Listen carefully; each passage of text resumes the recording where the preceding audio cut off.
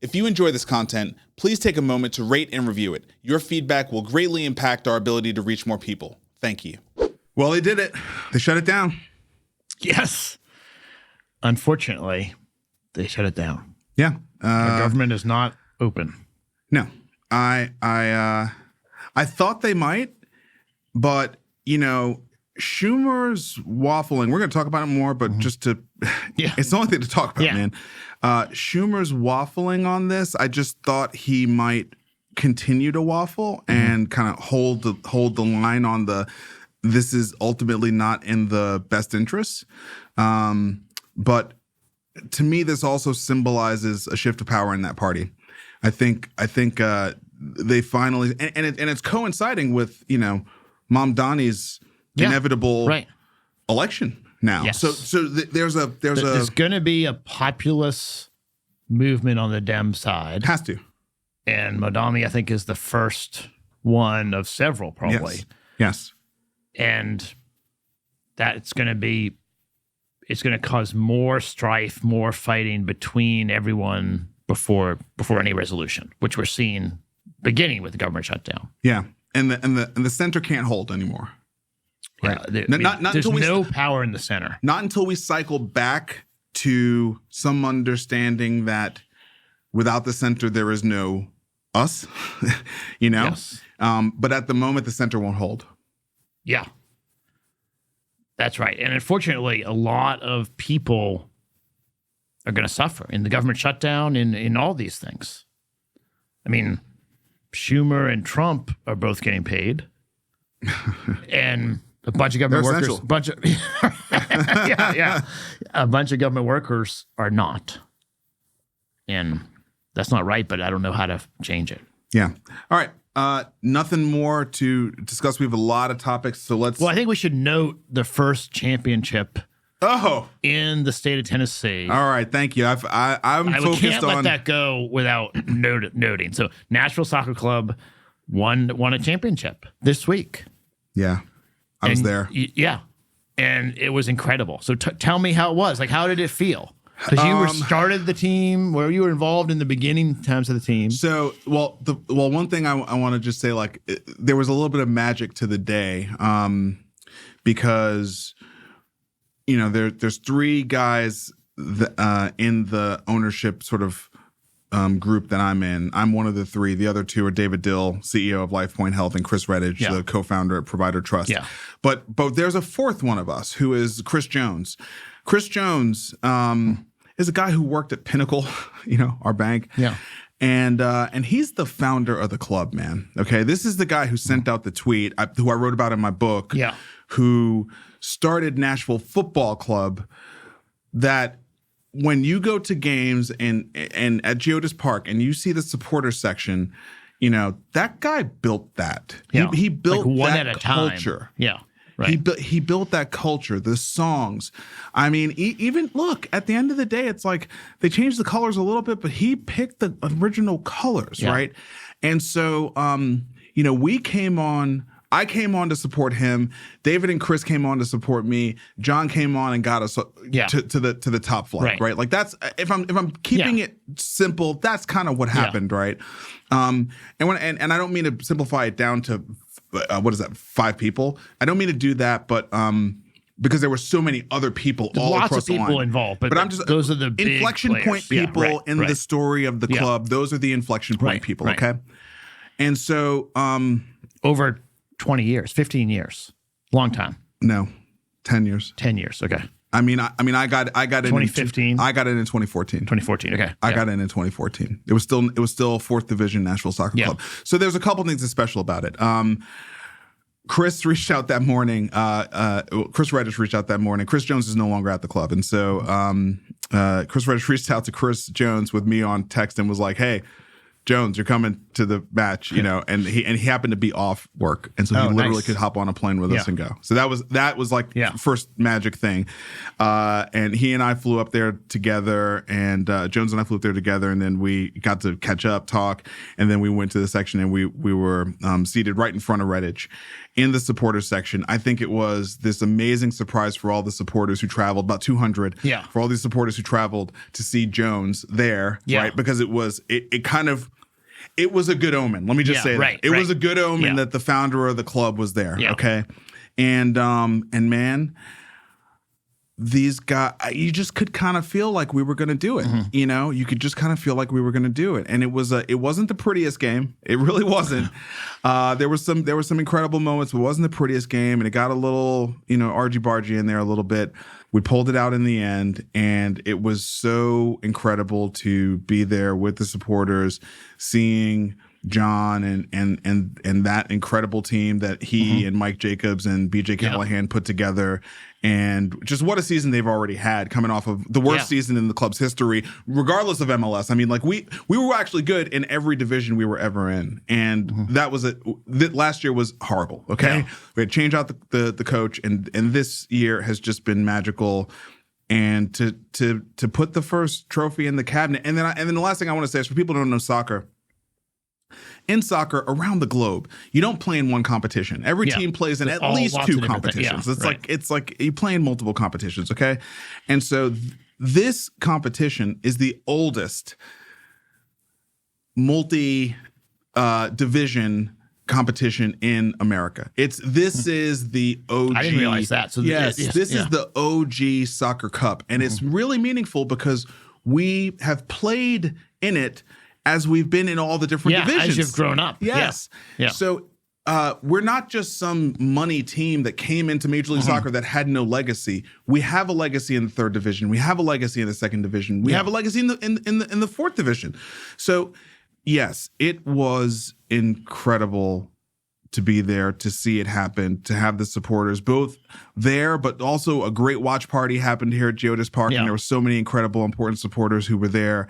And I just, I kind of have goosebumps just talking about it. So I wasn't going to talk about it. I wasn't even thinking about it. But that's a much better way to start the show. It was special. And then, as you said, it is the first championship. It's a true championship. There's no more games in the Open Cup. We are the Open Cup champions. So we're like the national champions of soccer. And it's the first major championship win for a major league team in Tennessee history. So that is hopefully the beginning of many across all the teams. We love the Titans. We love the Predators. But it's really special that a community built club made it from a tweet to the national championship in a little over 10 years, man. A little over 10 years.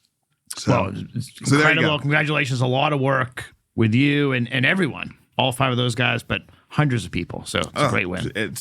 Look, thousands. I mean, it takes all this, all the season ticket holders, all the, it's at this point, the whole city's behind us, right? You know what I mean? And everyone has been so supportive and engaged, and all the people who fought for us to get the stadium set up at the fairgrounds. And, I could just go on and on about how many people in this city made that happen. I don't mean to distill it to a short group of people. But for me, I got to stand next to the founder of the club when we won the first trophy. And that is incredible. About as meaningful as it could be. So there we go. Congratulations. All right. Thanks, man. Let's now dig in. Now that you got me all teary-eyed and shit.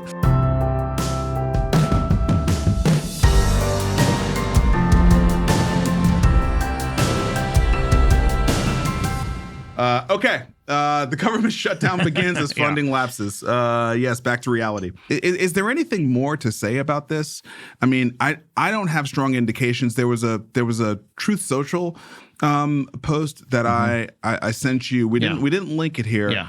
But where President Trump was talking about a meeting he was going to have with Voight, the guy who is one of the architects of Project 2025, which is the thing that he throughout the campaign said he had nothing to do with and didn't know what it was. Now he's having a meeting with that guy, and that they were going to discuss which of the agencies now could just be totally shut down as part of the as part of the government shutdown, and like temporarily or permanently, wiped out, and talked about it being an incredible opportunity that the Democrats have provided him with. And so, it just seems to me like it was the last stand that Democrats had to prove that they had any spine. And so I understand them doing it for their base, their whatever base is remaining, like to just show we will go down with this ship.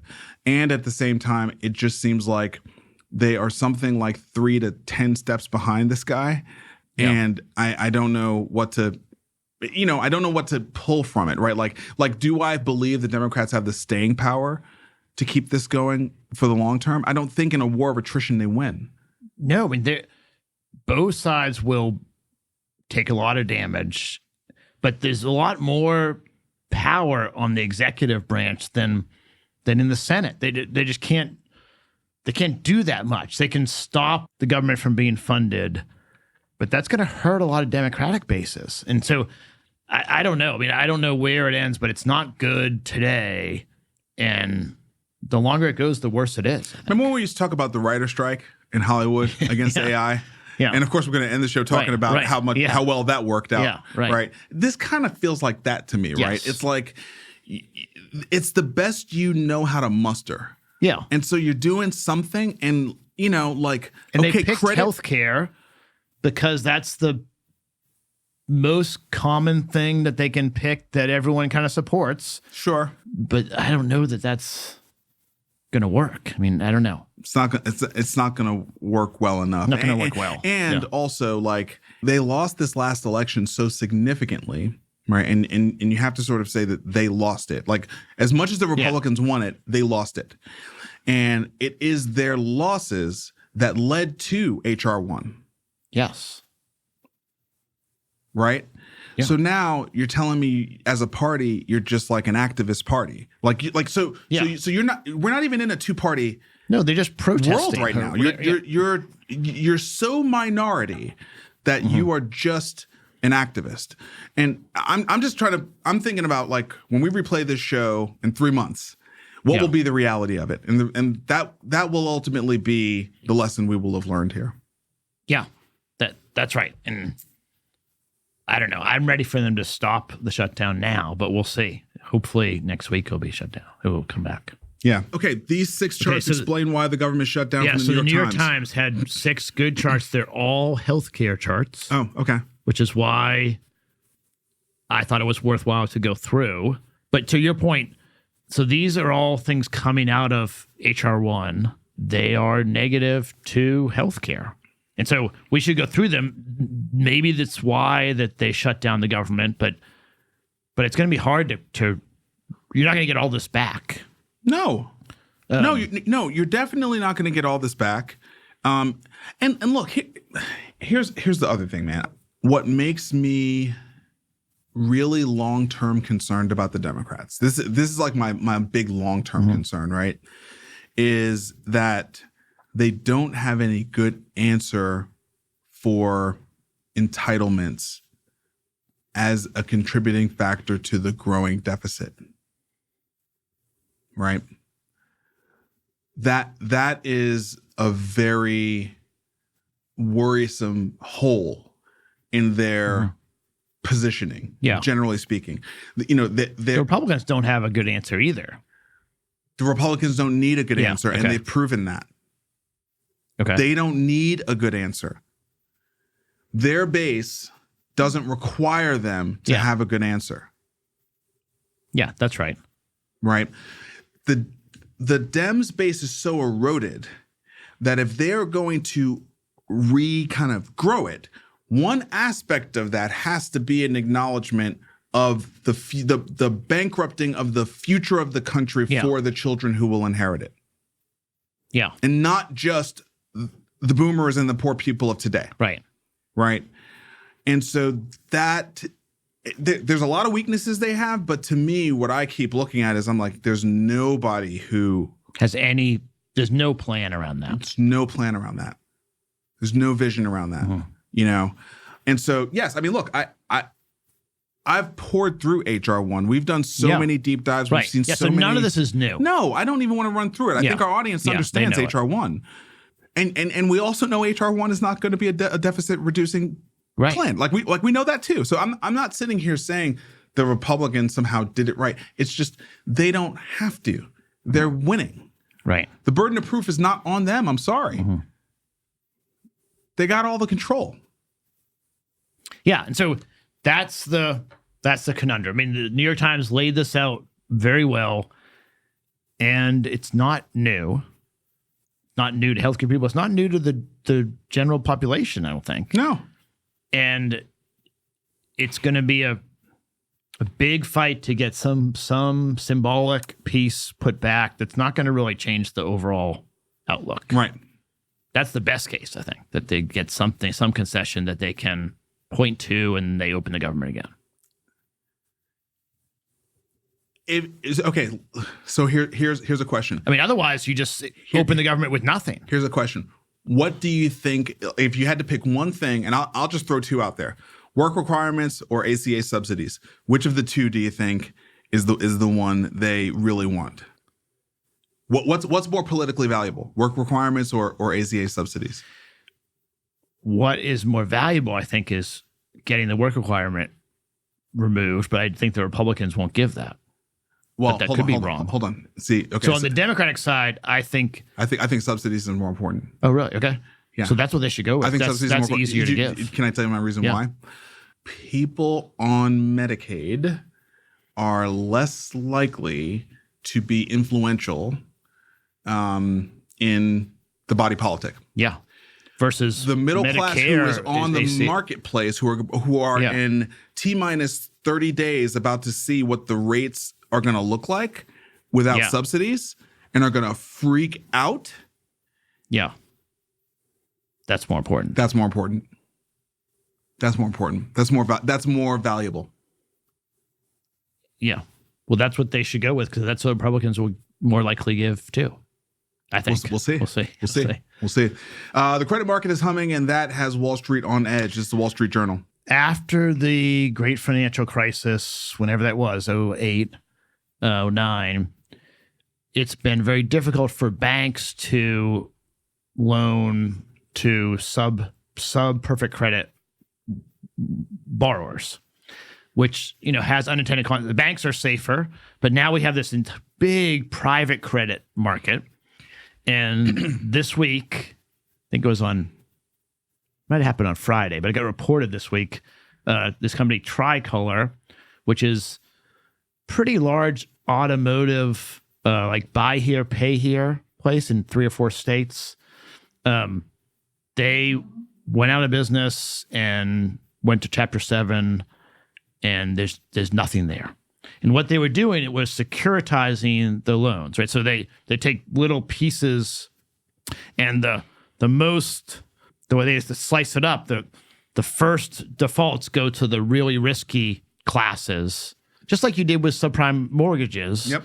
They split it all up, and the senior credit that is supposed to be like AAA has so many, classes below it that the thought is that these things are not correlated together, and you're never going to get to where all these borrowers fail, except that it started happening. It started going up into the BBB, single A, and then it all cascaded down, and they went under. People are claiming maybe there's some fraud, but it's been I think a warning bell that the assumption that these debt holders are not correlated is not right. Of course it's not. Never right. Of course not. That's a thing that you say in finance class. We're making an assumption of a normal distribution with uncorrelated assets. Okay. Because you can't do the math otherwise. Not because anyone thinks it's true. And so Tricolor went under, and a lot of people are nervous because there's a lot of other private credit that is done in the same way. Okay. All right. Something to keep an eye on. In a sea of tech talent, companies can't find the workers they want. Yeah. Wall Street Journal. That's right. So the jobs that are open now, there are not qualified candidates for, and then there's lots of candidates that don't have the skills that the companies need. And so it's obviously a difficult The future situation. is becoming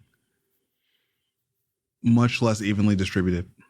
Yes. I feel like future readiness is now approaching the same kind of inequality as income and the wealth gap. Like that K-shaped economy is also now starting to feel the same in terms of who actually understands what the hell is going on right now and who doesn't. Yeah. That's right. It is not easy to be functional using AI in the workplace. It's not easy. You have to be using lots of different tools that don't work well to sift through them and learn. And that's a lot of people don't have time for that. And there's a lot of effort that needs to be put into it. And I don't think people have done it. People are also worn down. And they're worn down. Yeah. This feels like my big point of acceptance recently is just, man, hadn't been a break since COVID.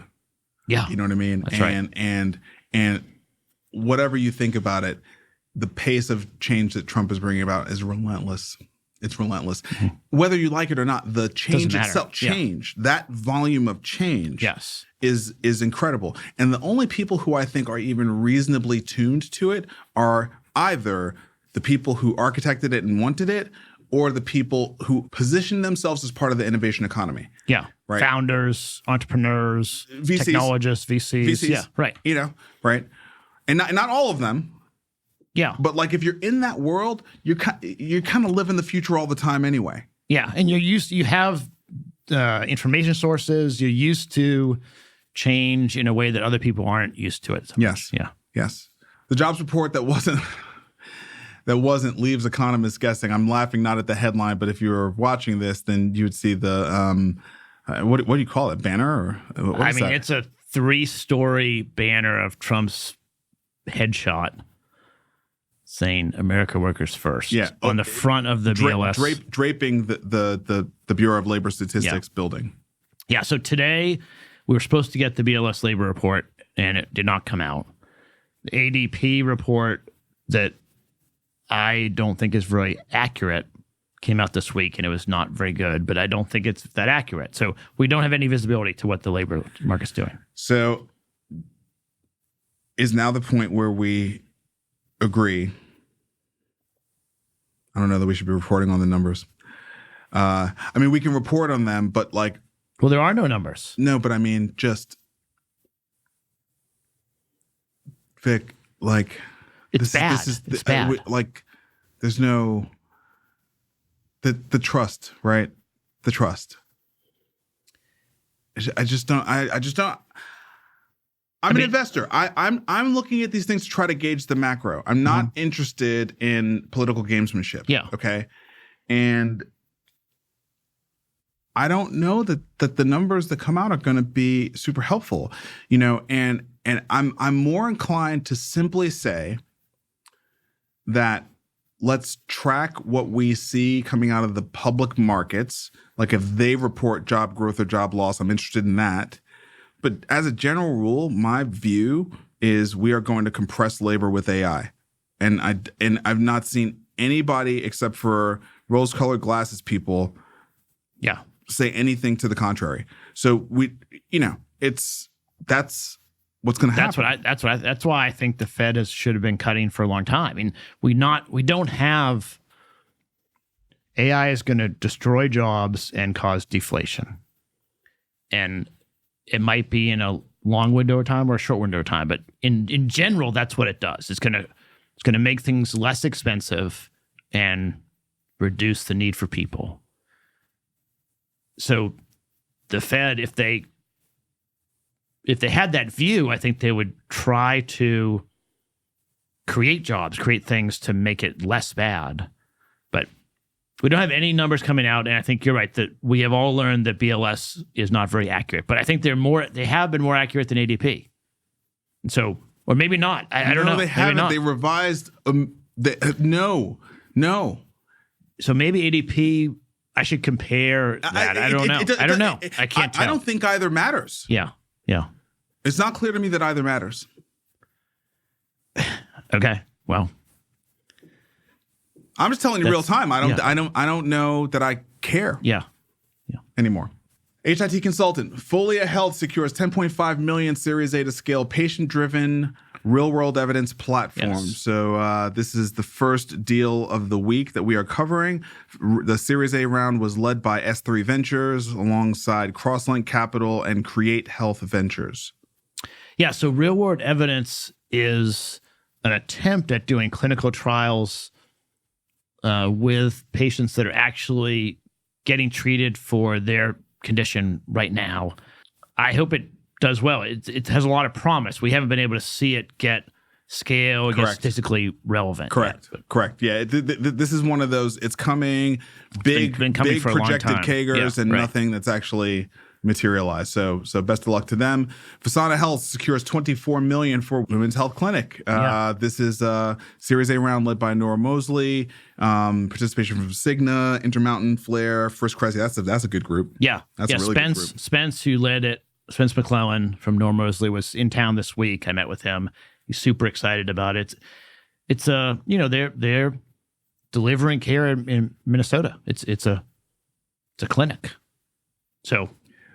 Not what I'm going to be investing in, but right. I mean, look, we don't have funds as big as them, right? So it's like that's what we've kind of determined, right? Like we're focused on different stuff. Midi Health raises $50 million Series C for menopause care platform. Congrats to this team. They've just continued to. I have no idea how well it's actually performing, but I tell you what, that they continue to raise more and more money. Yeah. The CEO says that they have reached $150 million revenue run rate, up from $60 million at the end of 2024. You know, what I always kind of wonder, well, not always, what I am wondering about more and more and more is margins in these new businesses, right? And whether or not the funding is going to, like, what's the funding going to, right? Like have they turned the corner, you know, on EBITDA yet? Like, and if so, what do the margins look like? Yeah, you know, like like lately, I have not been hooked on the top line revenue numbers as much as I have like the EBITDA. And the reason is simply because we know $1 trillion's coming out of the system over the course of the next 10 years, right? So.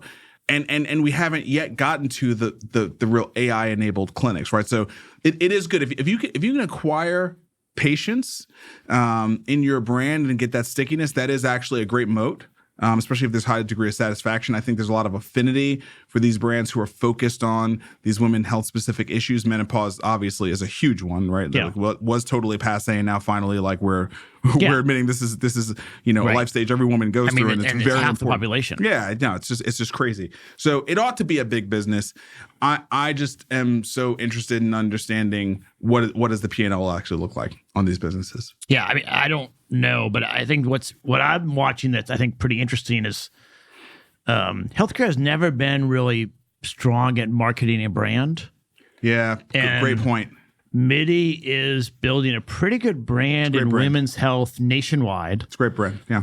And I'm also watching like Hims and Hers, but Hims is probably more like a man's brand. They do have Hers too. And they're kind of taking primary care away from traditional health systems and making it more like nationwide, mostly virtual. And I don't know if it matters if they're profitable today. As AI comes in, I think they're going to be able to do a lot more and cut costs out. Fair point. It's sort of a market share grab, brand building to make money 2 years from now. Yeah, that's a really fair point. BeSound raises $6.8 million to expand breast cancer screening for dense tissue in younger women. There's something in the technology that if your breast is a certain density, it's very difficult to diagnose, and they have a new technology. But I don't. That's the extent of my understanding of it. But it seems promising. Hey, I'm all for more screening. Yeah, but like more screening, more accurate screening. Yes, more and more diagnostic, more and more screening. We're not doing nearly enough of that in the cancer world. So that's great. ICHRA administrator SureCo secures $23 million in funding. Yeah. So this is importantly, it's led by Health Velocity and Kaiser Permanente. Right. So that's That's really strategic money right there. Yeah, the Health Velocity is good guys. Bruce here and Marty in San Francisco, and they have a lot of payer LPs. Yes. And so what's interesting about this is ICHRA is on the ascent, and it is clear to me, at least, that Health Velocity and Kaiser Kaiser runs a big payer. Yeah. They are supporting it and bringing it out. Vic, I got to just give you the credit for this. Even before Health Further, I think about our 15 years we've been together, 11 years focused specifically on healthcare. One of your earliest sort of mantras is that we're moving from defined benefit to defined contribution. Yeah. And that's exactly what ICHRA really is, right? Yeah, this is just right. like, we're getting out of the business of like managing health benefits, and we're just going to give you some money and let you take care of it yourself, right? Yeah. I was 10 years too early on that. Yeah, but you were right. Yeah. And it's not over yet, right? Yeah. And it's not over. Assort Health brings in $102 million in 4 months to build out voice AI platform. Man, I'm so glad we're not in this space. Holy cow. This is a $76 million Series B round. Let's see, who's in here? Lightspeed, first round capital. So, again, more blue chip brands going after the obvious hyper competitive big check opportunities, right? Yeah. And I think, I have assets in this space and Foundry has assets in this space. We are not in the capital raising like this. I think that my opinion is the frontier models will get better and better and cheaper, and sort of building on top of that where you can plug and play into any of them is what we've been executing. They're building their own sort of RAG model. It's not exactly a full LOM, but they're spending a lot of money in a place that I don't think it makes sense to spend, but that's what they're doing. Oh, good for them. Head into policy. The White House unveils TrumpRx drug buying site and a Pfizer pricing deal. I totally missed this. Is this real? Yeah. This is like Mark Cuban's Cost Plus Drugs or something? What is this? No, it's a competitor to that, but it's direct to patients, but the government is running it. What? In competition with No, that's what I just Cuban. said. In competition with. That's what I just said. Yeah, it's like that, but it's that's what owned by I the just government. said. There's a government competitor Yes. to Mark Cuban Cost Plus Drugs? Yes. Named TrumpRx. And you can't Pfizer, if you're not watching, you can't see my face right now. Right, I know. It is, I mean, what? It's, Trump keeps coming out with like the next thing. And so there's so many questions. There's no clarity on how prescriptions are written. For instance, consumers can't just go buy drugs. You need a prescription. Mark Cuban's thing has that managed. This is just like they announced it and they'll figure it out later. And Pfizer got a deal on so they're covered. It's a very scattershot approach, obviously. I can't even discuss this. I literally didn't know. I didn't know that this happened until just this second. Yeah. Well, I should have prepped you better, maybe. Texas Stock Exchange could start listing shares next year. Okay, this is something I was more prepped for. Yeah, I mean, look, how many stock exchanges are we going to have distributed around the country in 3 years? How many you think? Think California 6? California starts their own. Yes. Texas, New York, where else? Florida. I think Chicago. Florida. Yeah, will do their own. Yeah, I don't know if Florida will be with Texas or not, but yes. No, they'll do their own. They'll do their own. And then Illinois, Chicago. Yeah. Okay, so was that 5? Yeah, I think it'll be even blue and red, so maybe it'll be 6. And then it's a weird dynamic because NYSC owns this, but it's domiciled in Texas. Yeah, it's going to have different rules. Yeah, right. Yeah, I mean, right. we're moving. We're going distributed, right? Yes, that's right. We're going distributed. We don't need a centralized one with the same set of rules. Right. we're moving into more of a frontier world. We're moving into an AI world. We're actually going to have an explosion of companies. We know from this year, because of Cursor and Windsurf, that we're going to have more companies. We're going to end the show talking about the valuations of these AI companies. But there are going to be more companies that reach these ridiculous valuations in record time than we've ever had. And so therefore, like, it kind of makes sense to have diversity of exchanges for different rule sets, different benefits, et cetera, right? Yeah, and investors are going to trade across all of them. Well, right? but finally, it also tells more of the truth of the reality of different states being in the economic development competition, right? I think Texas is just making the implicit explicit here, right? Texas is in competition with all the other states to attract businesses to domicile there. Yes. Right? And not just because of courts. Right. But for a great many other reasons. It's a whole set of things. It's a whole set of things. Right. Yeah. And the exchange is just one of those things that you have access to and are enabled. It's a fork, right? It's like a fork of the core code base. Yes. Yeah, it's not. I mean, there's a lot of effort, but maybe they raised $200 million. It says it in the article. It's a meaningful amount of money, but then you have the whole exchange. It'll be fine and it'll be real. And Elon is the anchor. Right. So there you go. Yes. Right. I think actually that is going to be the most important thing. Who is your anchor ticker? Yeah, because you need to get attention. Yes. It's attention more than capital. Yes. You need a market maker, effectively, right, to drive liquidity and transactions. Okay. The U.S. to take equity stake in Lithium Americas and its Nevada mining project. Again, Wall Street Journal. Thacker Pass is among the largest known lithium deposits in the United States. That's exciting. Yeah, so continuing the trend of the U.S. government taking ownership stake in assets. The first time that ever happened was with Intel a month ago. And now we have the second one, unless you count TrumpRx as one. Okay, so we were talking before about the Democrats not having a good story for the deficit. This is the Republicans' answer. Yes. They're not attacking it from the spending perspective. No, they can grow their way out of it. They're growing their way out of it. And like they're doing real things that are legitimate balance sheet growth moves. Yeah, that's right. I mean, whether it catches up or not is immaterial. They have a talk track that is coherent. Yes, absolutely. Yeah. I mean, between the strategic Bitcoin reserve to Intel to now this Pfizer drug site to this lithium thing, it's like they're in business. Right. And look, by the way, that's just the honest truth. We've had concentration risk in the business of America. The business of America was overly concentrated in the dollar. Business of America. Unpack that. What do you mean by that? We've just been selling dollars to the world. Yeah. That's all. That's the only business we've had. That's the only thing the government had. Two things. And military. Yeah. Yes. And military services. And we're getting out of that game. Right, we're getting out of the selling our military services game, and so redeploying that into like for people who don't understand, like this, like America does have a business. Okay, it's not just collecting taxes. Right. We do make money in ways, and this is a diversification of the way that America makes money. Yeah. Right. Yeah, that's right. So this kind of stuff, the slippery slope of it is that you're picking winners.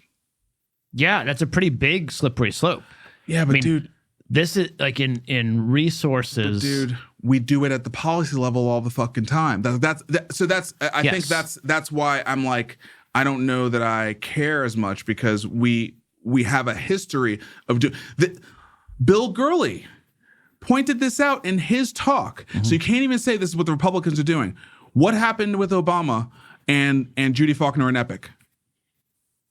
Dude, Obama was that not picking a winner? Billions of dollars. There. Was that not picking a winner? It was. So I guess I'm just making the point. But we didn't get any. Yes, we picked a winner in policy. We didn't get any assets. And we got no assets for it. Right. And we got no assets for it. We're picking winners and aligning ourselves and getting paid for it. Yes, I'm just calling a spade a spade. Like we pick winners in America. Yeah. Anyone who says like this is a pure meritocracy is totally head in the sand. It's not what it is. So at least we can improve the balance sheet if we're going to do that. Yeah. You know what I mean? At least improve the balance sheet. We hold on. We picked winners when we bailed the banks out. Yes. We've always picked winners. We pick winners. This is not like, Quit the fairy tale stuff, man. All right, FDA approves new generic version of the abortion pill Mifepristone. Yeah. I'm proud of myself. I finally got it right. Mifepristone. Okay. The decision, which has drawn backlash from anti-abortion groups and lawmakers, comes as the agency launches a review of the drug's safety.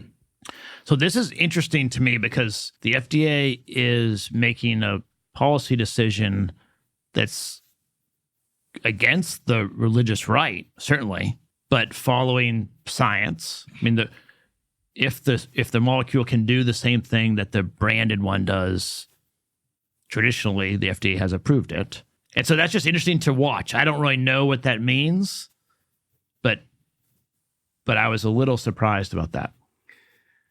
Okay. I have a question for you. Okay. We've already seen a couple of interesting things happen at the FDA. And going into this, you and I said, Marty's a real legitimate guy, right? Mm-hmm.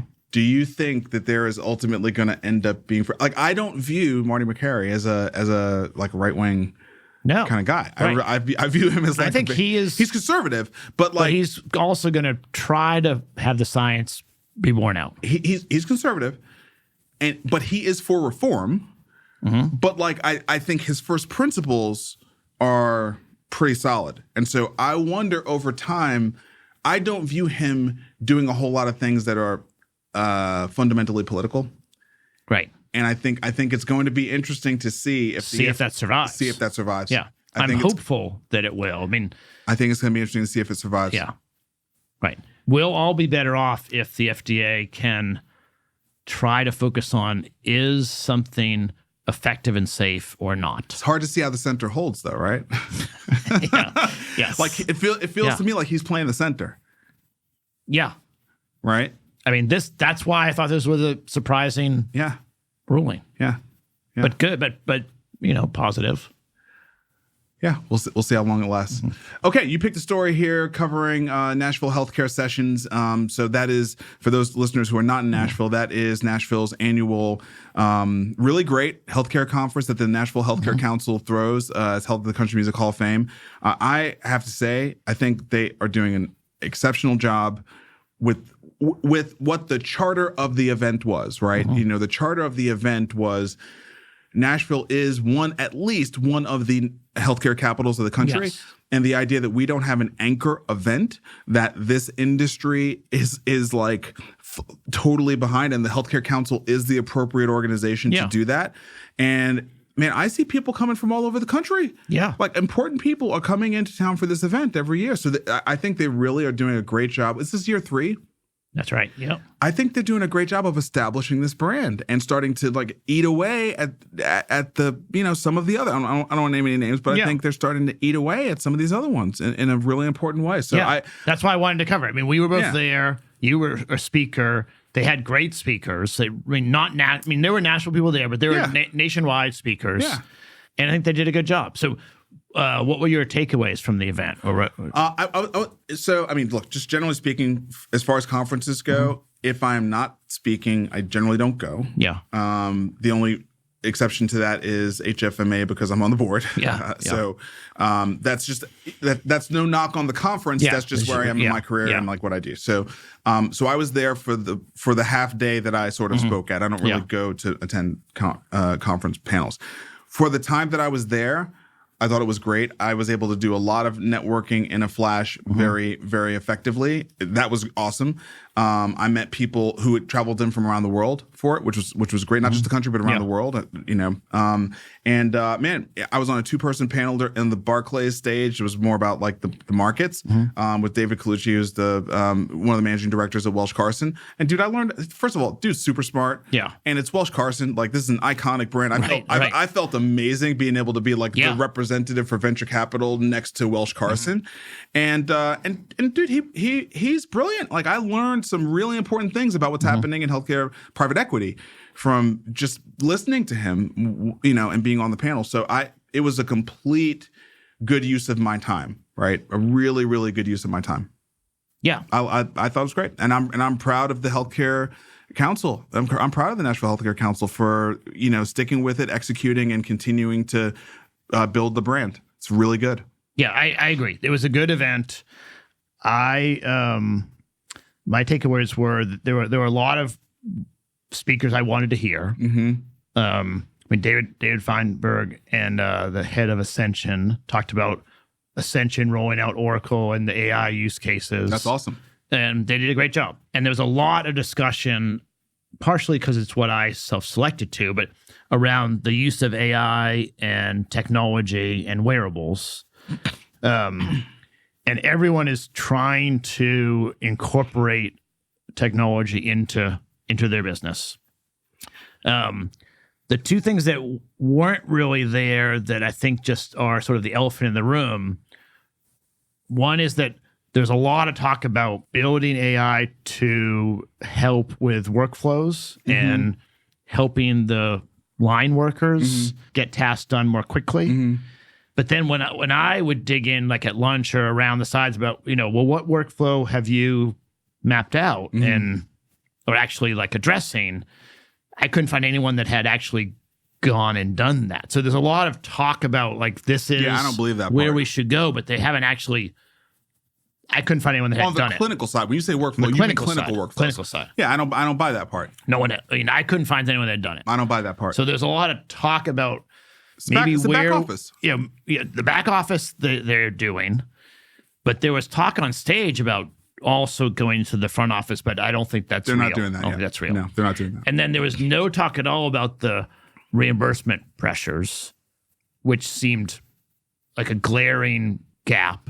But I think it's because there's no good answer. Right? So it's just too depressing. There's no good answer. And at this point, there's not even a dominant player in those pressures, right? Like the dominant player is the government. Right. So I mean, so there's nothing to say. It's just like depressing, but that there was a lot of happy talk about how AI is going to make a big difference, but not a lot of detail, and then no talk about reimbursement. Yeah, got you. Okay. Moving on to health systems. CommonSpirit announces an initiative to address mounting headwinds, lagging finances. Here's a quote from the CFO, Dan Morissette. We've worked hard, but have not made as much progress as is needed. This is what they said in their 2025 annual financials. And I guess that is interesting because Ascension just came out last week and actually like totally has got back into the black, right? So that's we at least can see Ascension has made into the black, CommonSpirit maybe not yet, right? Once again, reporting an operating loss for this fiscal year. Right. Yeah, and I think the difference to me is Ascension has a much better balance sheet investment effort. Okay. And so they're able to offset operations with gains on sort of their private equity venture assets that I don't think CommonSpirit has. Now, maybe that's not right. Okay. That's interesting. This is me shooting in the dark. I don't have the data. If you ask me what's the guess, my guess would be Ascension is a very, very, very large nonprofit. However, you often find them in great markets. Yeah. And I think generally speaking, CommonSpirit, not so much. I think CommonSpirit is very, very large, but they are a little bit more on the mandate for the poor, right? And urban core. To me, CommonSpirit feels more safety net, than Ascension. I think that's right, and that to me feels like the larger. And that's why they haven't done private equity investment. They in the last couple of months they added some ambulatory surgery centers, but they haven't had significant presence in that. Yeah, and then their markets are not as optimized. Again, I don't have the market layup between Ascension. Right. This is just my anecdotal experience of where I have seen Ascension hospitals versus where I understand CommonSpirit to be. And if I had to guess, I think it's market and payer mix is the bigger differentiator and the challenge here. All right. Fierce Healthcare. Hospitals' administrative burden under 340B pilot far outstrips government's estimates, AHA says. So the last part is important. Of course, the AHA says that, right? But what they're saying is that in order to implement this pilot of instead of the hospitals getting the money up front, they're going to get the money, the rebates like paid at the end. There's going to be a lot of overhead that the hospitals have to put in place to now collect that money. So not surprising AHA is lobbying around that. Yeah. In the future, we may need to talk about whether or not we're going to like cover these kinds of stories because, and this is no disrespect, like AJ, we have lots of friends there. We have a relationship with them. So hospitals administrative burden under 340B, right? So in the past, we would have covered this because of the track record of effectiveness that the AHA had prior to the Trump administration. Yes.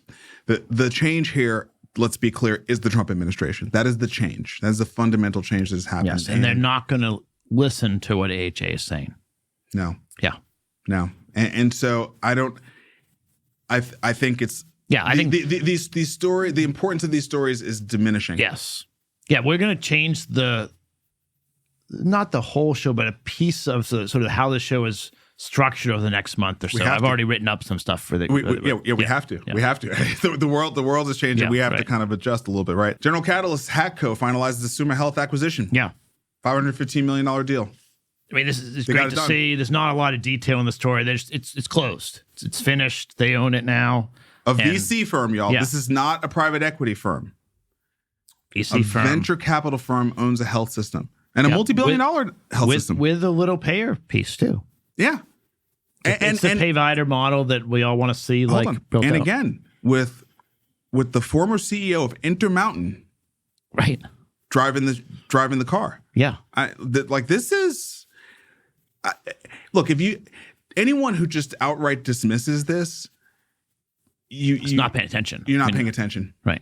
You're not paying attention, right? I mean, and that is not to say that there aren't going to be all these challenges and all these things, and that's not to say that at all. But you cannot say General Catalyst and the leadership that's there, Mark Harrison, and the scale of this health system and just the historic nature of the transaction. It's historic. VC, has a VC firm ever bought a health system? No. So this is it's something to watch. It's something to watch. I think we're going to learn excited about it from watching what they do because they're going to do a bunch of stuff. Yeah, and I know that a bunch of our listeners don't when we say General Catalyst, they might just think they're another VC firm or whatever. They're not as out there from a brand perspective as a A16Z is, or they even don't have the legacy of a Sequoia or Kleiner Perkins or anything like that. They're interesting in that way, right? Yeah. But we're talking about a top 5 VC firm. Yeah. When we talk about top 5, you have their ability to raise capital is otherworldly, so their ability to deploy capital towards this end is very interesting. They can raise as much capital as they need for this. That's what you're saying. That's what I'm saying. But they're going to, unlike a private equity firm, there are private equity firms that have bought and sold hospitals before. Sure.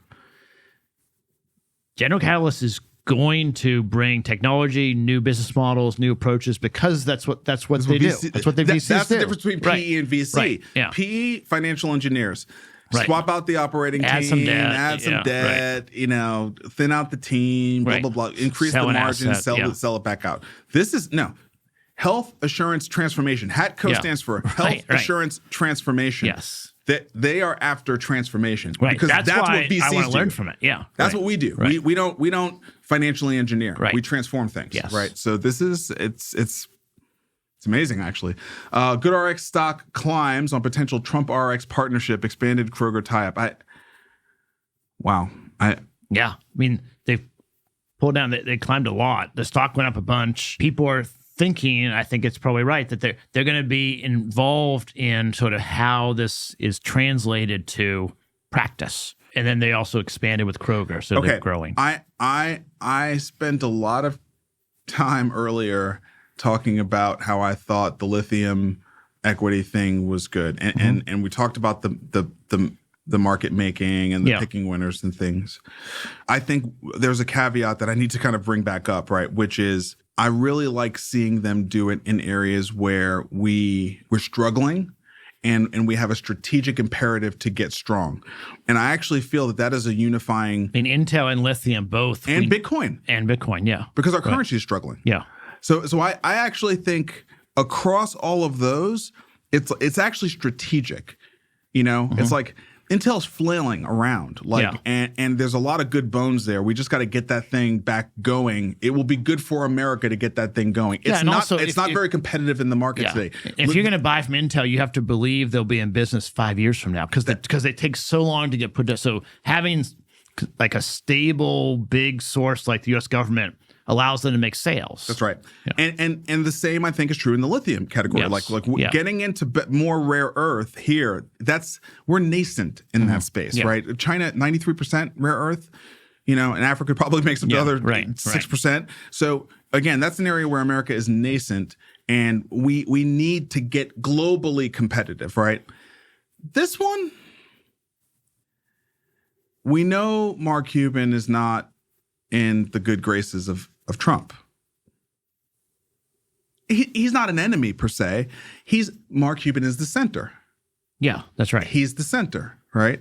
And he's very transparent. Like his thing is just transparency. Yes. He makes whatever he makes, 15% margin or something, but it's posted on the website what they make. This one feels different, and I think I'll stop there.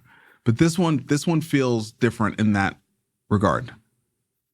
Yeah, I mean that's the slippery slope part. Like picking winners is sometimes okay, depending on if they pick something that is either necessary or there's really no good way out otherwise. But picking winners in a market where there could be healthier competition may not be good. Yeah, there's already healthy competition between GoodRx and Mark Cuban's cost plus drugs. Right. So that's it, right. Like that's different. Right. Yes. That's different. Okay. Cardinal Health to build Indianapolis pharma plant to supply growing distribution. That's interesting. So, Indianapolis is Lilly town. Yeah. So I wonder about. I bet Cardinal and Lilly have a good relationship. I bet they do. Yeah, I bet they do. That to me seems like some behind the scenes relationship development work there. So okay, yeah. Indianapolis has actually. I've just been watching them as a city. The moves that they've been making across a variety of different worlds and. In the sports world, I keep up with that. The Pacers had a great year, but also their economic development city stuff. Like they did a multi-event deal with WWE where they've got a future guarantee on a WrestleMania, but then they've also got like a bunch of these other little events. And those are really huge for like boosting the local economy. A lot of travel into that. Yeah, there's a lot of travel in that. And so Indianapolis feels like one of those cities we should keep an eye on, as a sleeper tier 2 city. That's a big deal, right? That's a big deal. All right. Genmab to buy cancer treatment developer Merus for $8 billion in cash.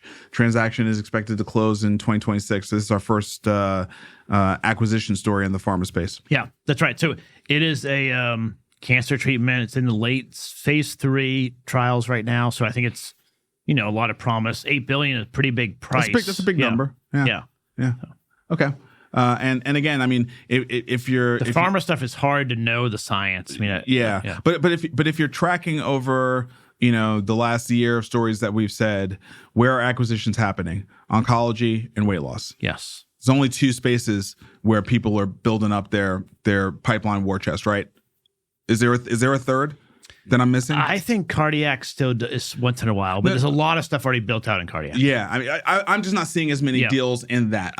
I see mostly cancer and weight loss. Yeah, right. And weight loss is a much broader thing. It's kidney, it's liver, it's all these things, right? Oh wow, GSK CEO Emma Walmsley to step down. Walmsley is being succeeded by commercial chief Luke Meals after more than 8 years at the helm. That seems like a good run. That seems like a succession planning thing, not a nothing. Yeah, I don't really know the backstory behind it. It just seemed like kind of a big story. I mean, obviously, European story. I mean, it says drug makers working to replenish its product lineup. I'm sure that there's something there. Oh, it looks like they do have an activist investor, Elliott Management, that's pushing them. So, I mean, Elliott's all over the place, man. Right. Oof, you do not want them on your. I mean, depends if you're a shareholder and you feel that they actually do a good job, but. If they're there, the management is in trouble. Management is in trouble. Yes. Okay. Is this Health and Us story? Okay. Recovery is a journey. Readers share their advice after blood clots. The Club of Pulmonary Embolism Survivors opened up to a Wall Street Journal editor after her medical scare.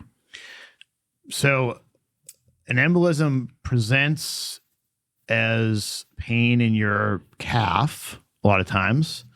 People should read the full story, but it often is not diagnosed correctly. There's examples here where you probably have a muscle sprain.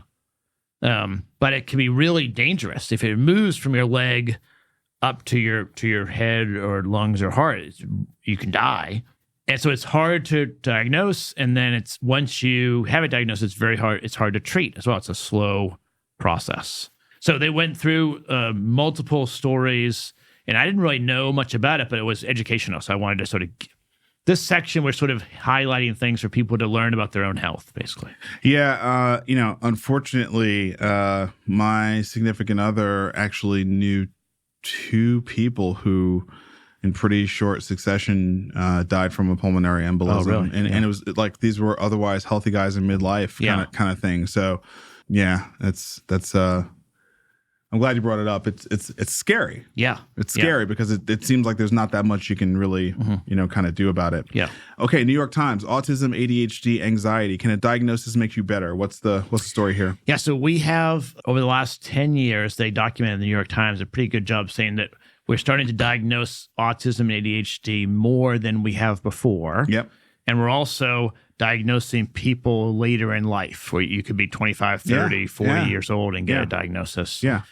And the question that they are bringing up, and they don't really get to an answer, but they sort of argue both sides, is, well, it is positive to give people a diagnosis so they understand what they're going through, and they can maybe get some treatments that they can cope better with at work, or maybe they do something to, whether it's a medication or like putting headphones on or something like that. That can be helpful, but also there aren't really good long-term solutions. And so it can also feel like you have this diagnosis and it's sort of preventing you from experiencing your full life, and can be depressing over time or can be difficult over time. And so for our audience, which is in a lot of times making diagnoses or in facilities where they're making diagnosis, I think we need to decide where do we draw the line? Where do we want to diagnose people? Is it only if we can cure them? Do we diagnose them always, or somewhere in the middle? I have no idea, but that's what they're bringing up. I think one of the things that's interesting is that, first of all, it's a bit of a pendulum swing thing. And I think that over time we will get better at it. Yeah. So I don't like the rush to demonize the diagnoses, because you and I both grew up in a generation where no one was diagnosed. Yeah, that's right. And hell no was that the case, right? I mean, it just was not the case. Yeah. I have quite good friends who, are turning 50 this year and struggled for adolescence, their young adulthood, and even to a degree struggle today, and had to wait way too long to get a diagnosis that actually could help them. And so, I'm not saying I know what the answer is. No. I'm just trying to sort of frame say it. That's part of the story here too, right? Everyone's saying we're overdiagnosing the kids. Well, what about all the people who forget misdiagnosed, just not diagnosed, because it was not something we did, and their whole lives could have been so much better had we done that. And I know like 5 of them, personally. So that there's got to be, some balance to that, right? Yeah, it is a pendulum thing, and I also don't know that we know where the ideal amount is. Right. All right, moving into Web3, Joe Lubin, who is one of the co-founders of Ethereum and the head of an organization called Consensus, that is like kind of an Ethereum company.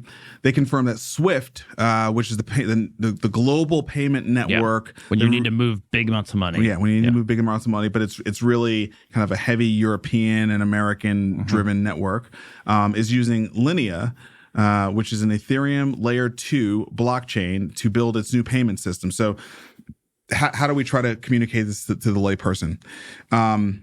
Over the last year, you've heard us talking about the Genius Act. You've heard us talking about the rise of stable coins, the digitization of these tokens that represent US dollars and are going to allow all manner of entities, whether we're talking about a small freelancer in Honduras, to, banks, quite frankly, to move effectively dollars, they're representations of dollars, stablecoins, but to move dollars without moving them through these slow, expensive middlemen networks. And SWIFT is kind of the granddaddy of those slow middlemen networks. Also, a ton of kind of control, nation state control. The SWIFT network was what was leveraged to cut off resources to Russia, right? At the onset of the war with Ukraine. So it's not just a network. I think SWIFT was used to take some of their or grab some of the Russian resources, assets. Because the assets were offshore. Right. And so the network segregated them from their assets. Right. Yeah. Right. So SWIFT has used a network of banks, government agencies, quasi-government agencies to keep track of money moving in computer systems. We'll call them ledgers to keep track of, I sent you money and I want to note that so that if we keep track of it. SWIFT has developed that global system for tracking that with old-fashioned computer systems that really started after World War II as we started having global communication networks. And so it's pretty interesting now that granddaddy, the oldest, biggest, most powerful of those networks, is shifting to use an Ethereum layer 2 to do their tracking, to do their settlement, to keep track of, I sent you money on a ledger. It's going to be now the Ethereum layer 2 ledger that keeps track of it. Yeah, which is not Ethereum itself. No. It's a network that runs on top of Ethereum. And this is interesting. I think there are two messages I get out of this. One, the old world is capitulating. To me, this is proof that we're not crazy covering Web3. Yeah. Why the hell is the old stodgy network getting on a blockchain? Because settlement is in 10 seconds and it's cheaper and faster and more reliable. And they're going to lose if they don't. Yes. They're only doing it because they must. That's right. They're going to lose if they don't. They're only doing it because they must have these features. Mm-hmm. Yeah. Okay, so that's the first thing. The second thing is, I think everyone in the crypto world is probably side-eyeing this Linnea blockchain. Who the hell is Linnea? I've never heard of that. Right. And second of all, if SWIFT picked them, they are probably a nation state blockchain. Yes. That is not safe. That is not cypherpunk. That is not self-custody. Right. That is not censorship proof. I bet you of all the things that Linnea is not censorship proof. That's right. The governments are not going to give up their ability to take assets from a country they don't like. Or an individual. And so that's right. But once everything's on various blockchains,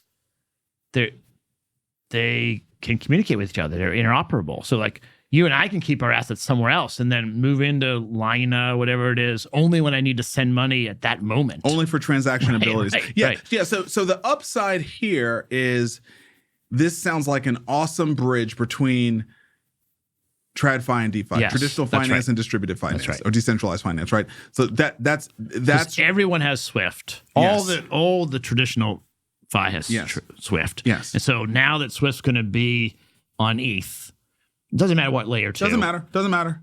I don't care if it's a good layer 2 or not. I'm not going to store my assets there. Correct. But if I need to move money to Switzerland, I can do it that way. I will use it for a transaction. Right, yes. Right. So in that way, this is a huge win for crypto. Yes. I don't think there's any loss in this for crypto. That's right. You have plenty of optionality if censorship is something you really care about. But yeah, this is a pretty big deal. It's a pretty big deal. And then Wall Street Journal, crypto stockpiling craze cools after red hot summer. So this is the Wall Street Journal trying to cover something that has been a normal feature of the way that crypto cycles work, but also sort of talking about it like a bubble, and it's not a bubble; it's just the cycles.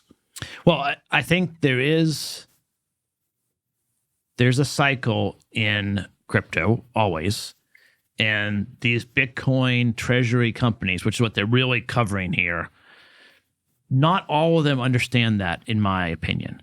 So I think there's going to be some that have too much leverage, just like in every crypto cycle. That's part of every cycle too. Yeah, they're going to be flushed out, and that's just how we've seen. You and I have seen it every cycle. We've been flushed out. Yes, which is why I do not leverage my Bitcoin position anymore. Yes, but not everyone has learned that lesson, and so I think that's what the Wall Street Journal is pointing out. But I'm not sure the journal itself understands that lesson. So correct. We're in AI now, right? Yes. All right. First story. Want to know your future breast cancer risk? Just ask AI. Health tech companies are designing models that identify patients at risk of developing cancer and who might need more screening or preventative care. This is the promise and the fear all in one story in my mind. Like, yes, AI is going to be good at diagnosing breast cancer years earlier. There's an example, if you scroll down, of a mammography image. And so there's no sign of cancer, but there is. AI can see it before humans can see it. There's also going to be a whole bunch of use cases that make people scared, and it's really a false positive. And there's just a lot to digest in this story. That's the friction of the real world. Yes. And every application of AI will bring that. Yes. So that's not a unique feature of this. No, it's not unique to this, but it is. So here's what I want to ask you. Okay. I'm only saying that not to discard it, but to a little bit minimize it. Yeah. I want to right size that concern, because we're going to have that in everywhere. self-driving cars. Yes, everywhere. Every single thing, we're going to have that. In the diagnoses of terminal diseases, do you believe, based on what we know about AI today, that it will be a net positive? Yes. Okay. That's honestly, I think, the only position we need to take on this. There's no question. It's the only position we need to take on it, right? There are other things where I think we can have a more nuanced position, because I think it's harder to suss out the net positive or negative on it. This one, to me, yes, there will be incidents here and there, but whatever discomfort a person goes through, in 99% of the circumstances, it is worth them to go through that discomfort to save another person's life. That's my math. And I also don't think it's going to be 1-to-1. I think it's going to do something like it's going to save 10 people for every one person that it creates anxiety for, right? So I see this as like one of the reasons why we have reason to be positive about AI, right? Yeah. So I agree with that. And I'll say, in addition, okay, outside of AI, yeah, I spent an hour and 20-minute podcast on this channel with John Riddick, Dr. Riddick, my cardiologist. Okay. Talking about the choice of doing a calcium score versus a CT angiogram. Okay. And I wanted a CT angiogram. CT angiogram, that's Clearly? What's that? Is that Clearly? Clearly is one of the brands, not the one I got, but yeah. And so that's where they take an image of your entire chest. I've got that. I had that done. He wanted to make it clear that, at some level I can get whatever I want to get. But sometimes they'll see a nodule in your lung, and then they go do a biopsy for that, and there is a 2% chance that there's complications from that. And so we spent an hour talking about, in the old tech that we understand very well, that there's pros and cons, and you need to decide, are you willing to look at all these things? Because sometimes you can get another false positive, and then you get sepsis, and there's a problem with that. So I think there are things to understand with every diagnostic test, yes, whether it's AI or not. Right. But yes, more testing and more accurate testing is a net positive. Isn't that just part of progress, though? Because over time, won't we figure out those edge cases? Like those edge cases are part of it being new. It's part of it being new. It's also part of you talking to your doctor, or maybe it's your AI advisor, or whatever, your nurse. I talked to my doctor and decided I want to go this path. I understand the risks, and I want to go this path. I guess what I'm just saying is I don't see how it's not true that every diagnostic imaging modality that we have brought to the world didn't introduce, oh, we don't understand this thing. And over time, we build up a body of work to where we understand it better. And those cases in the beginning become more like, I see that doesn't matter. Right now, we don't know what we're looking at. So it's like, ooh, maybe we should do a biopsy. Over time, all that gets like crunched. And it's like, we've seen that thing now this many times. Now we're this much smarter about this thing. And is it going to work 100% of the time? No. Modern medicine can't promise that. But I just think this is a natural step in the progression of, you know what it's like? It's like people making fun of, Elon's rockets when they blow up. It's like, how the hell do you think you perfect rockets? These to me are people who've never built anything. You know what I mean? It's like I built software, dude. Bugs are inevitable. They're part of the process of launching something. You know what I mean? And I just think the idea, but something could go wrong. You will never have progress if you're not willing to have some failure. You're just not. So I'm just trying to distill it to that first principle and say it's okay to point that out, but just understand every single advancement you enjoy today had a period of time post-launch where it had that same thing. It's not special for AI. This test is new, so that's why I was trying to go to a well-established test. I was trying to say to John, let's give every person a CT angiogram. And what he was saying is if you give it to 10,000 people, you're going to have 2 people die because we found something that wasn't even real. I disagree with what he said. Okay, well, the reason why we're not giving it to everybody is because it's not standard of care and we're not paying for it. He is extrapolating. He's the doctor, but like he's not the expert on rolling out innovation to the world. I think the calcium screen is we should give to everyone. It's standard of care. We do give it to everybody. Like if you ask for it, you can get it. Insurance will pay for it. It's not that expensive. The CT angiogram, you can't. Right. You got to go to one of these concierge. This is what I'm saying. Are you following what I'm saying here? Like it's a byproduct of what it is to roll out a new innovation. And think about how long we held back. I mean, it's like the Betamax VHS story. It's like Betamax was the better product, but we mainstreamed VHS. It didn't matter in the long run. We went to CDs and we went to, discs, and now everything is digital and streaming. So it doesn't really matter. But like the best product doesn't always win. There's other friction factors, especially in a highly regulated environment like healthcare, that lead to certain things not coming to, like, it's just not an empirical truth that this technology has this property to it. No, calcium scores are the way they are because we've been using them all the time, and also they don't have a visual component to it. Okay. I mean, I agree it's a net positive. I think there are pros and cons. Can I ask you a different question? Yeah. Are there things that a CT angiogram could catch that the calcium score cannot? Yes. Okay. All right. Okay, what about that? What about the people that get the calcium score and then they die from something that a CT angiogram would have picked up that the calcium score does not? What about that? What about that? That's why I got one. Okay, so I'm just saying, like, okay. Why are we're innovators?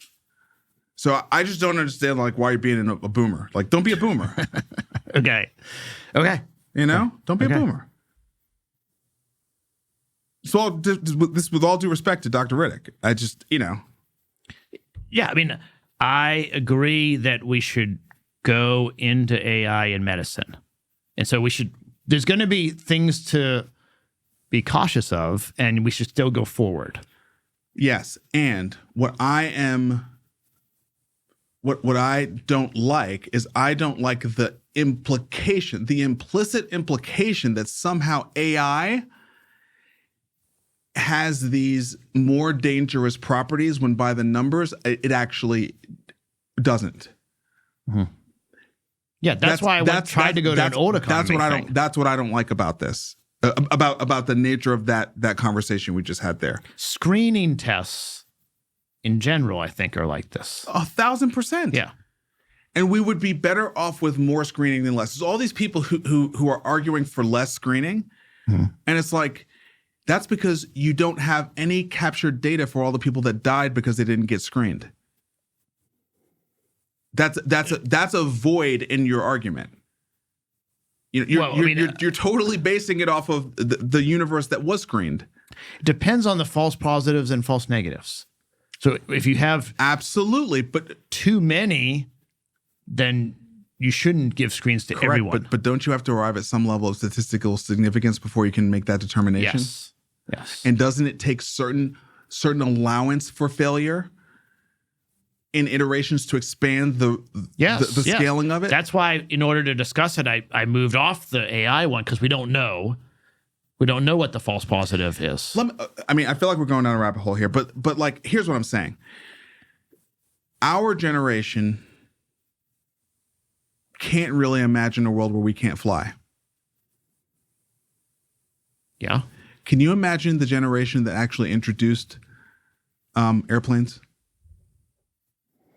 Can you imagine what they had to go through, the fear they had to overcome, the loss of life, and those things? Would you rather live in a world with no airplanes or with airplanes? With airplanes. This is what I'm saying.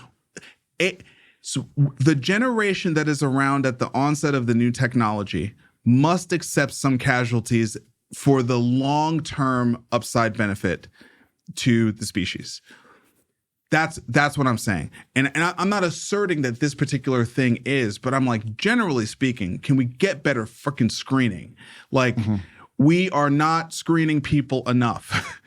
Yeah. And dude, let me just say this, like, my lived experience bias comes from being a Black person and being, socioeconomically pretty divorced from the majority of people in my demographic in this country, and knowing for certain the amount of screening that I get versus what the average person in my demographic gets, it's just not even the same universe. Right.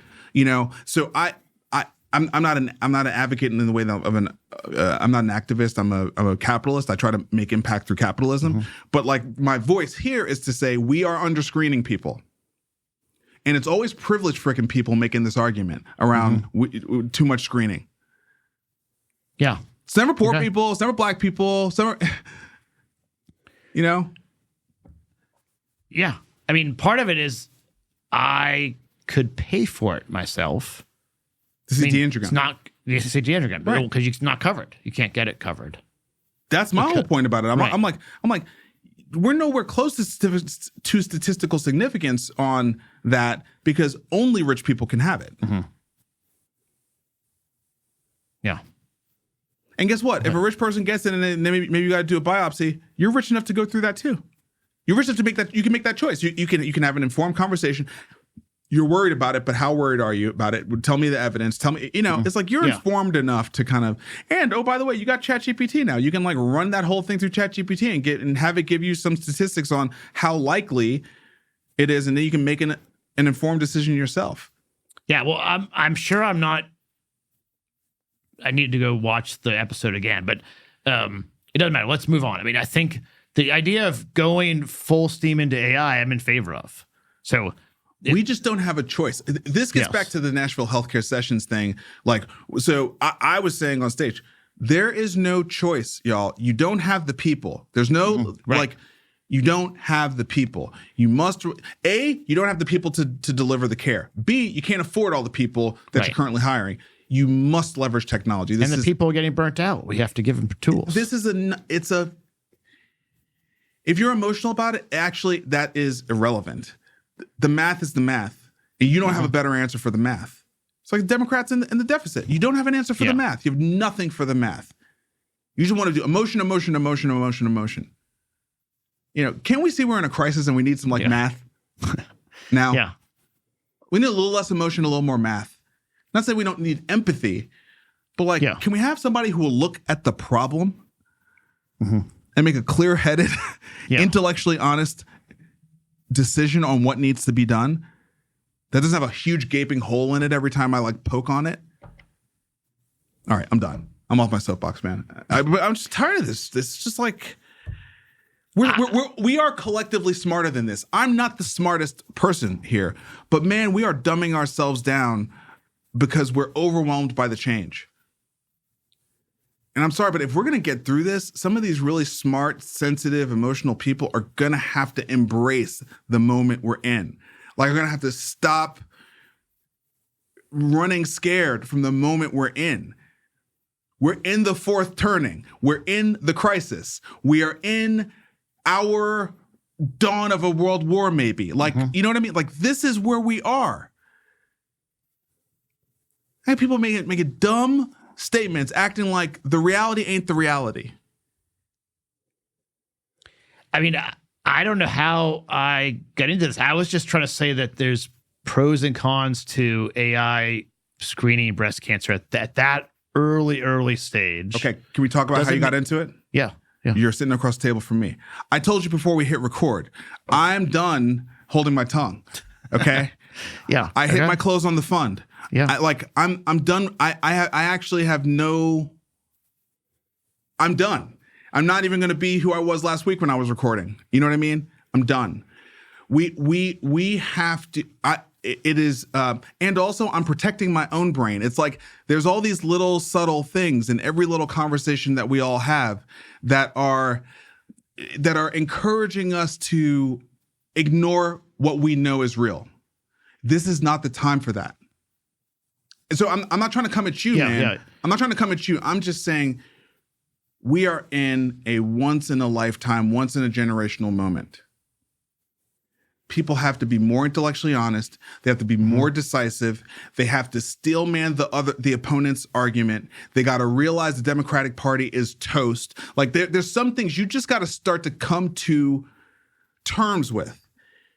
If America is going to get out of the situation it's in, it must change its balance sheet. It must stop spending so much damn money on healthcare. It must leverage technology to deliver care to the hundreds of millions of people who live here. If we want to have less unnecessary deaths, we must screen more people. That will create more 1,000%. It will create more false positives. You know, I would trade that for my mother-in-law's death every day. She should have been screened earlier. Mm-hmm. As long as people are getting screened at stage 4, I don't want to hear it. I don't want to hear it. I actually think that's the gross thing. Mm-hmm. That's the gross thing. The tolerance and the acceptance. It's just like how tolerant we've become of gun deaths. You know what I mean? Like we won't say the thing. We won't say the thing. We'll start pointing at every other thing. It's empirical data. Look at every other country on earth and look at our country. Right. It's like, what's the difference? We have too many guns. What's the difference? We have too many guns. We have a lot more guns. Yeah, and in the hands of young people and unstable people. Everybody. And, you know, so, yeah, of course. They're going to get used on other people. What do you think? Yes. All right, I'm done. Walmart CEO issues wake-up call. AI is going to change literally every job. How about I shut up for the next 5 stories? I'll shut up. No, you can't shut up for the next 5 stories. I mean, this story is another wake-up call. Like if Walmart is going full steam into AI, everyone is. I mean, they're the middle America big box store. Dude, I mean... That's all. We're in the middle of a government shutdown. I have people very close to me who are in real trouble right now. Mm-hmm. And they're my friend. So I talked to them about this. Mm-hmm. And they're still in real trouble right now. When I wrote my stupid book, okay, in the first chapter, I said the status quo response to entrepreneurship is it's risky. And I said that, you just calculate risk differently than we calculate risk. You believe these institutions are here forever. You believe they got your back. That's not how full contact economics works. Right. That's not how full contact capitalism works. When you become an entrepreneur, you learn the true nature of capitalism. And you learn like the balance sheet and the P&L reign supreme. Nothing matters more than the balance sheet and the P&L. And if you're an employee, you're just one fraction of a line item on that P&L. You ain't even on the balance sheet. Right. You ain't even on the balance sheet. You're a fraction on that line item on that P&L. And you're trying to tell me that's not risky? And now we have Walmart. We traded out many stores for one store. The downtown Main Street. Yes. For one store out in the burbs. Yeah. And that one store now is responsible for employing everybody.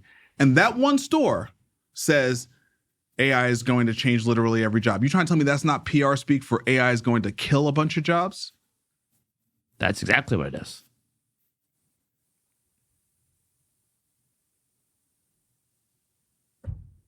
And so if you learned to build products that people wanted to buy and became an entrepreneur 10 years ago, following your book, you could figure out something in AI to build.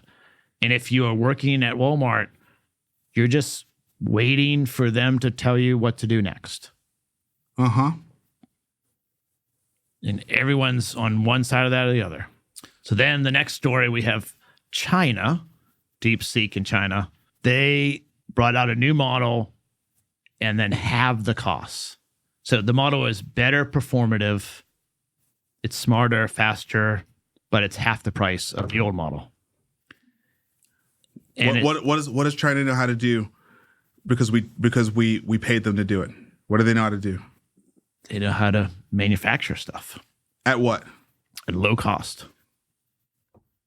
And it's their core economic competency now. Yes. It's their core economic competency. And then simultaneously, I didn't bring a story on it, but they are no longer going to use NVIDIA. They don't need to. Right. Because it's an American company. Yes. They don't want to be beholden to America. They don't need NVIDIA. Russia doesn't need SWIFT. Right. What's going on, Vic? It's the fourth turning. What's going on? All right. Bot networks are helping drag consumer brands into the culture wars. Remember when we were talking about Cambridge Analytica? Yeah. Yeah. This is where we've always been heading, yes, right? That's right. Right? Yeah. So and this story's in the Wall Street Journal, and like the picture here is Cracker Barrel, right? So we all know the Cracker Barrel was sort of logo, at the center of the... Yeah, right. So there are networks of bots that have social media accounts. I mean, Elon talked about this 5 years ago. But, yes. But they are controlled by one group, might control 2,000 social media accounts. Yes. And they attack a consumer brand like Cracker Barrel.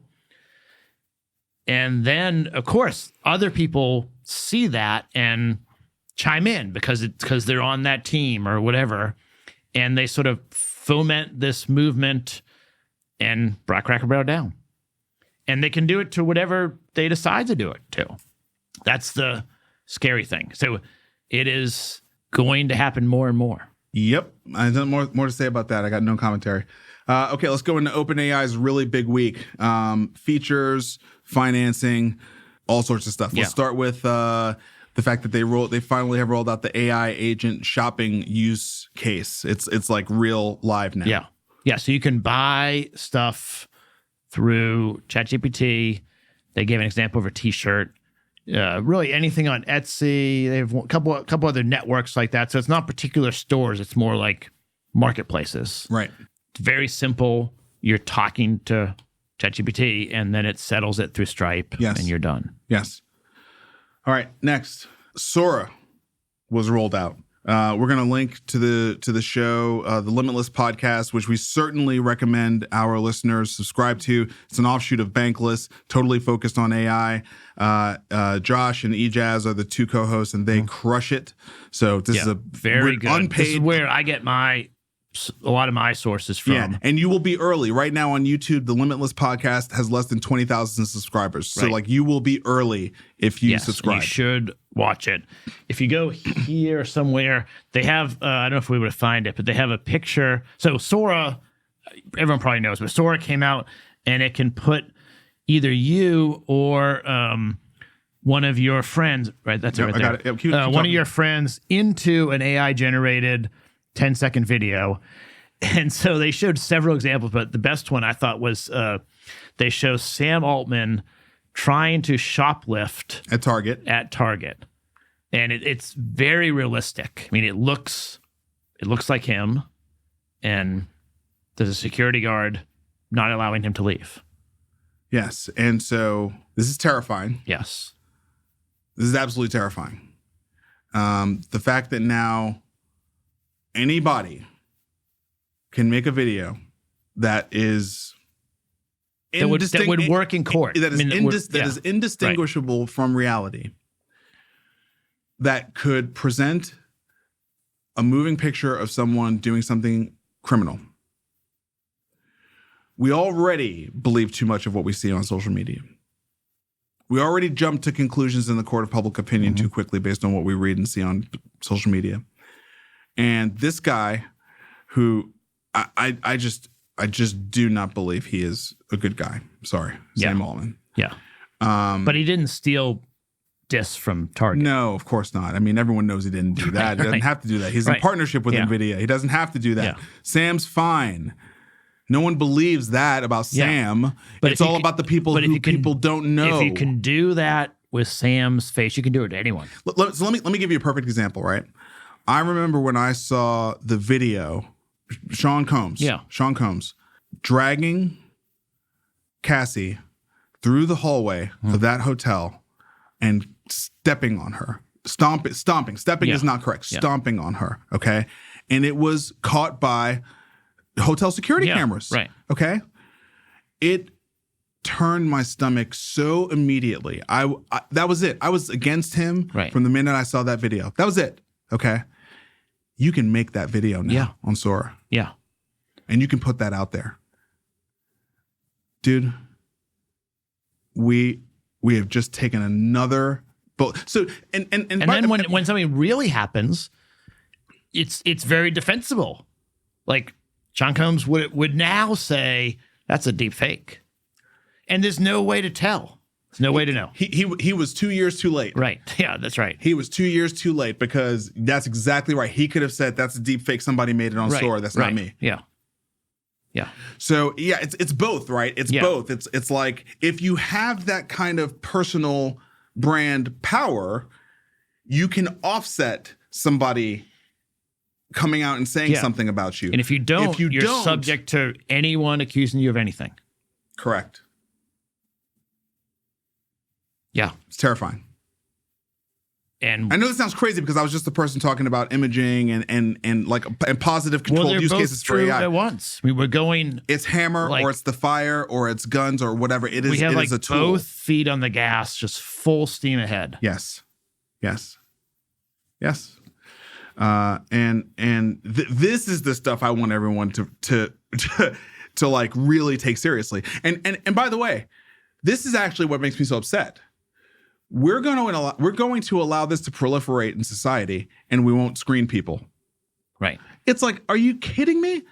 What is going to cause more damage in the next 30 days?